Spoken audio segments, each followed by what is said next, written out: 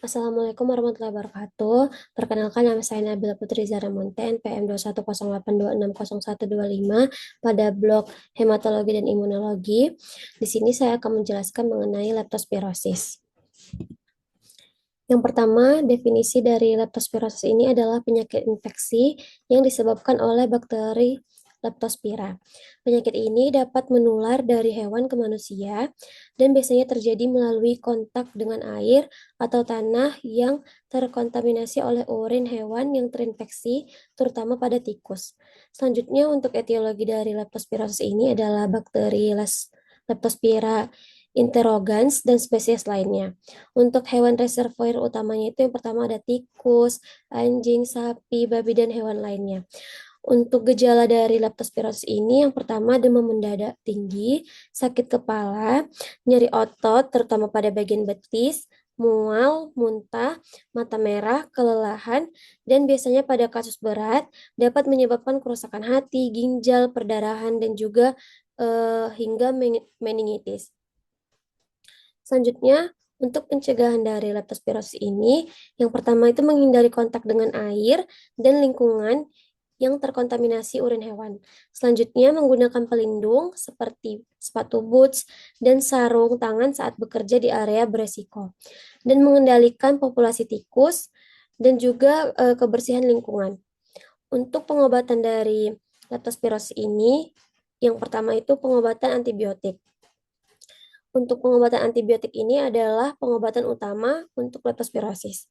Antibiotik yang umum digunakan itu ada doksisiklin, penisilin, ampicillin, erythromycin, alternatif untuk pasien alergi.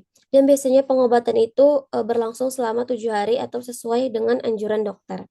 Selanjutnya, untuk pengobatan suportif itu bisa dilakukan dengan istirahat yang cukup cairan untuk mencegah terjadinya dehidrasi, pengobatan gejala seperti demam dan juga nyeri. Selanjutnya, untuk penularan dari leptospirosis ini sendiri, yang pertama kontak langsung dengan urin hewan yang mengandung bakteri. Selanjutnya kontak dengan air, tanah, atau lumpur yang sudah terkontaminasi.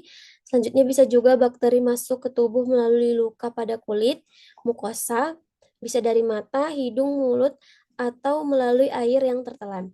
Selanjutnya, untuk komplikasi dari leptospirosis ini sendiri, yang pertama dapat terjadi gagal ginjal akut, bisa juga terjadi gagal hati, perdarahan, sindrom Well, atau bentuk parah dari leptospirosis dengan kuning. Selanjutnya ada gagal ginjal dan juga perdarahan.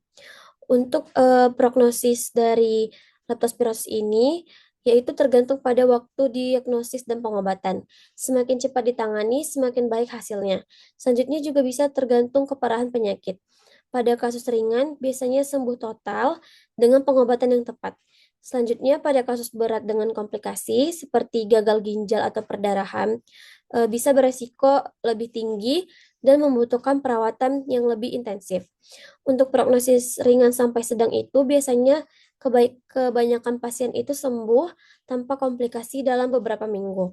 Selanjutnya, untuk prognosis yang berat itu biasanya dapat beresiko kematian yang meningkat jika tidak ditangani dengan cepat dan tepat.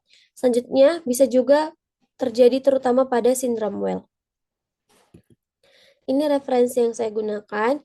Jika ada kesalahan dan kekurangan, saya memohon maaf. Saya akhiri. Assalamualaikum warahmatullahi wabarakatuh.